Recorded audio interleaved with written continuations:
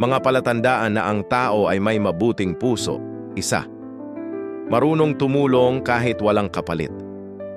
Tumutulong dahil gusto niyang makatulong, hindi para magyabang o may makuha. 2. Magalang at marunong rumespeto. Marunong makisama at igalang ang kahit sino, bata man o matanda, mayaman o mahirap. 3. Maingat sa salita. Iniisip muna bago magsalita para hindi makasakit ng damdamin ng iba. 4. May malasakit sa kapwa.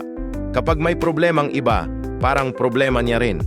Marunong makisimpatya at makinig. 5. Mapagpatawad. Hindi nagtatanim ng galit kahit nasaktan. Pinipili pa rin ang kapayapaan kaysa paghihiganti. 6. Tapat at totoo, hindi plastik. Kung anong sinasabi, yun din ang nasa puso. 7. Mahinahon kahit sa gulo. Hindi agad nagagalit. Kalmado at marunong magpasensya. 8. Mapagbigay. Bukas palad. Hindi lang sa material na bagay, kundi pati sa oras, pag-unawa at pagmamahal. 9. Marunong magpasalamat. Kahit maliit na bagay, pinahahalagahan. Alam niyang hindi lahat ay obligado tumulong. 10. Nagmamahal ng totoo.